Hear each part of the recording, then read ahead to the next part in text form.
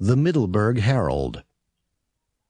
Caroline Newton, who was kidnapped last Monday, has been found safe and sound. The 14-year-old, whose parents are well-known and wealthy doctors, was found by police in a house in Bayside, only 20 miles from her home. The alleged kidnappers, who were arrested and charged by police last night, rented the house under the name Mr. and Mrs. Harry Gilmore.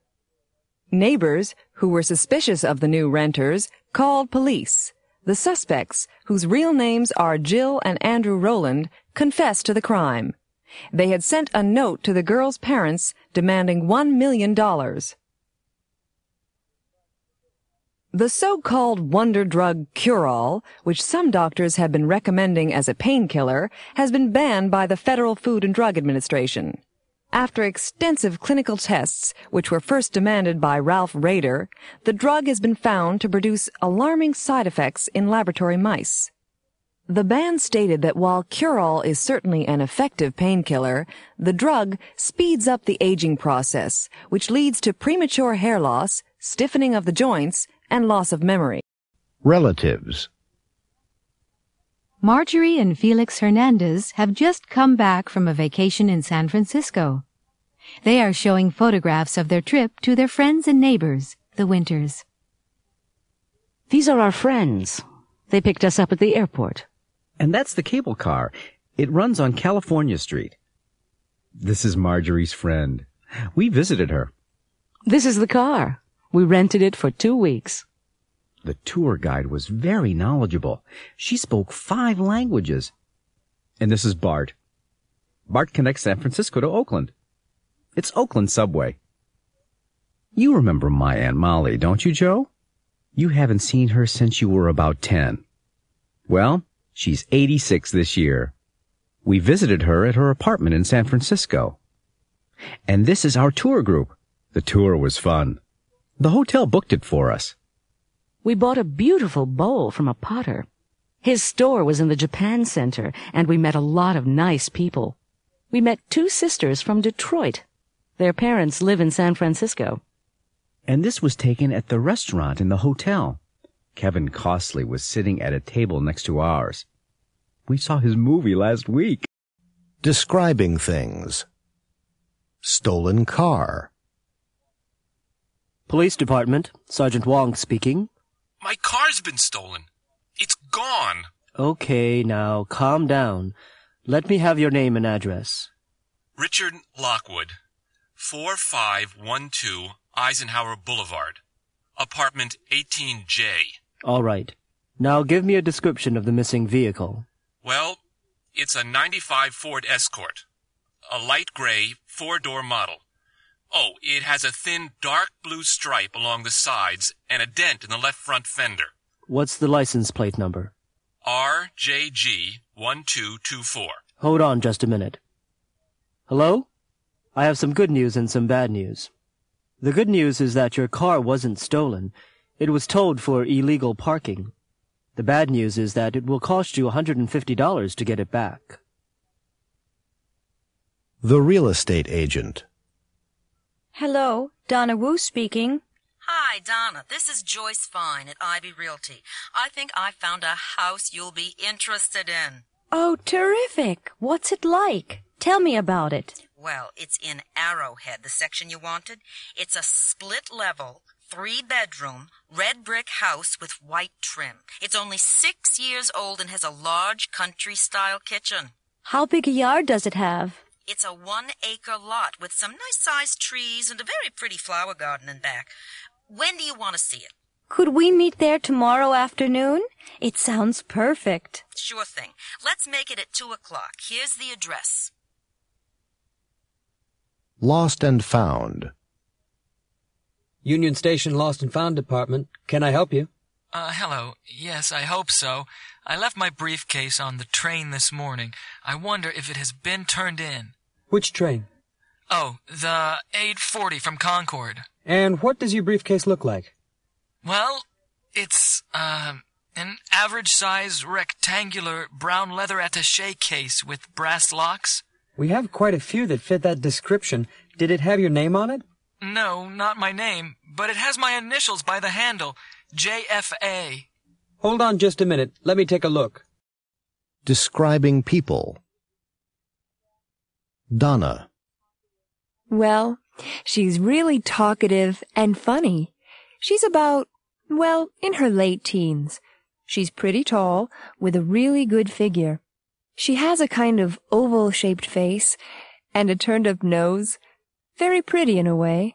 She has long, wavy black hair and, blue eyes with very long eyelashes. Her complexion is, well, she's olive-skinned. Her lips are very full, and she has dimples, the cutest little dimples in her cheeks. Oh, and she always wears jeans. Tony.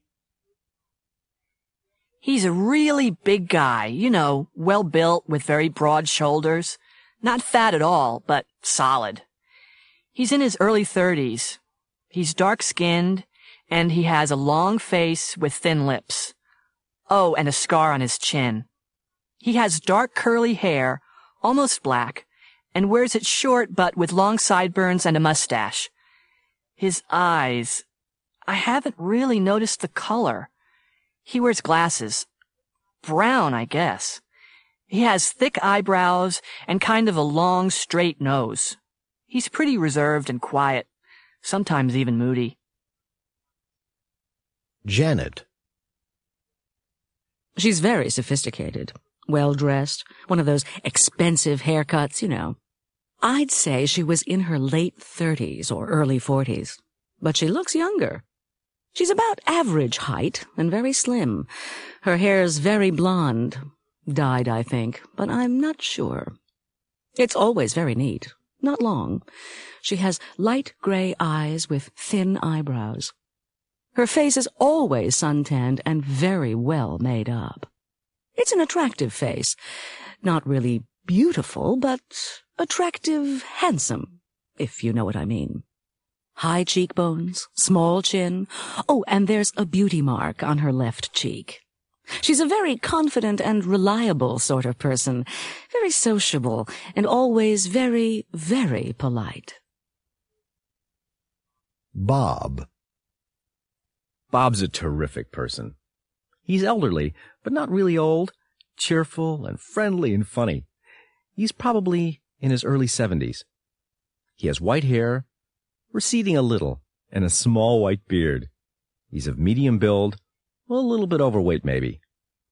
He has nice big brown eyes, and he always seems to be smiling. Lots of wrinkles around the eyes, but they're smile lines, not frown lines. He has a very high, lined forehead that makes him look very intelligent, which he is, of course. Presidential debate. A few minutes before the presidential debate. Come on, Gary. Hurry up. The debate is about to start. How come you're so late? The battery was dead. I had to call Al from the garage to give me a jump start. Then I went back to the garage to get some gas and to get the battery recharged. Oh, no. Do we need a new battery? Probably. Not another expense. If it's not one thing, it's another. Oh, the debate's starting. We'll talk later.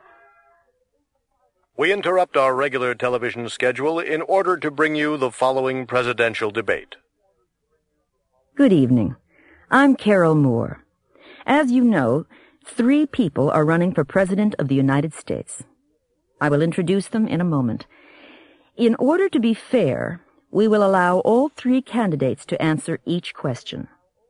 Each candidate will be allowed a 1-minute response to make sure everyone gets to express his or her opinion. And now it gives me great pleasure to introduce our 3 candidates. Mrs. Victoria Cranston, Mr. Ron Parrow, and Mr. Bob Noel. The first area I'd like to ask about is the economy. What are you going to do to make sure the economy improves? Mr. Parrow, we'll start with you. You know, I'm a successful businessman, and I know how to make a lot of money. To get this economy back on its feet, we need to repeal the income tax increases of the last few years. In order to make up for the loss of revenue, I'll put a tax on gasoline. The gas tax would be just 10 cents per gallon per year for the next 4 years. And I do a bunch of things to help small business owners. We need to help small businesses in order to increase the number of good jobs. For the purpose of getting the economy moving again, I'll give tax credits to manufacturers. We have to sell things, folks, if we're going to make money. Oh, am I out of time already? Do it yourself.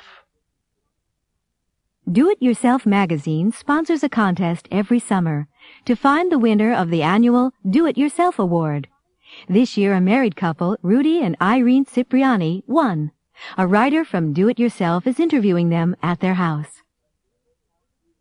Well, I'm very impressed by all the work you've done on your house.